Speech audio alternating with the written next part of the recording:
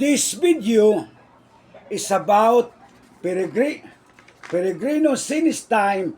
Please value an addition of Peregrino Sinus time. So, Peregrino Sinus time, the future chronograph. Okay. Here's the illustration of Peregrino Sinus time. 1 o'clock, 2 o'clock, 3 o'clock, 4 o'clock, 5 o'clock, 6 o'clock, 7 o'clock, 8 o'clock, 9 o'clock, and 10 o'clock. The Peregrino Sinus time had only 10 o'clock. And the one is 10 of periseconds or periminute. The 2 is 20 perisecond or periminute. The 3 is 30 periseconds or periminute. The 4 is 40 periseconds or periminute. The 5 is 50 periseconds or periminutes. And the 6 is 60. 7 is 70. 8 is 80. 9 is 90. And the 10 is 100. And the time is 6:44:17 Peregrino Sinus time, or 6 peri-hour, 44 peri-minutes, and 17 peri-seconds. The 1 full day of the Peregrino Sinus time is 20 peri-hours. Okay, 1 full day is 20 peri-hours. Then 100 peri-seconds is 1 peri-minute. Then 100 peri-minutes is 1 peri-hour. So, 1 peri-minute is composed of 100 peri-seconds. And 1 peri-hour is composed of 100 peri-minutes. So again, the full day.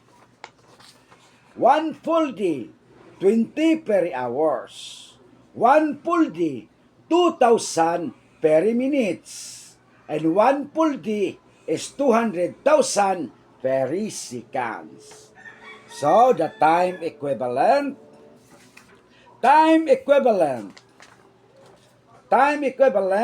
Peregrino Sinus time to standard time.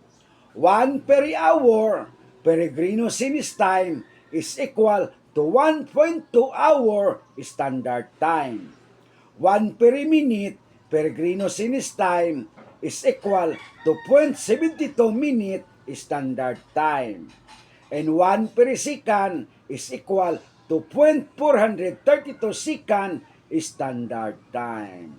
So, the another time equivalent, standard time to Peregrino Sinus time. 1 hour standard time is equal to 0.8333333 peri-hour Peregrino Sinus time. And 1 minute standard time is equal to 1.38888889 peri-minute Peregrino Sinus time. And 1 second standard time is equal to 2.3148 perisecond Peregrino Sinus time. So, our place value. Okay, the time is 12 peri-hours, 34 peri-minutes, 56 peri-seconds, and 789 milli-peri-seconds. No? Her place value. 1 is tens of peri-hours, 2 is ones of peri-hours, then colon. Then 3 is tens of peri-minute. Then 4 is 1 of peri-minutes. Then colon. Then 5 is tens of peri-seconds. Then 6 is ones of peri-seconds. Then point. Dot. Then 7 is hundreds of milli-perisecond. Then 8 is tens of milli-periseconds. Then 10 is 9 of milli-periseconds. Again, 9 is ones of 9 9 is ones of milliperisecond. So, place value and vertical position para madaling maunawaan. 1 is tens of peri-hours, 2 is ones of peri-hours, then colon. 3 is tens of peri-minutes, 4 is ones of peri-minutes, then colon. 5 is tens of periseconds, 6 is ones of periseconds, then dot, point. Then 7 is hundreds of milliperiseconds, and 8 is tens of milliperisecond, and 9 is ones of milliperiseconds. So, the addition of Peregrino Sinis time. Okay. Here's our Peregrino Sinis time illustration. The advantage of the Peregrino Sinis time is you can easily calculate the time manually or by using calculator. Because the Peregrino Sinis time is metric time and decimalized time. So here we go, addition of time. Addition of Peregrino Sinis time.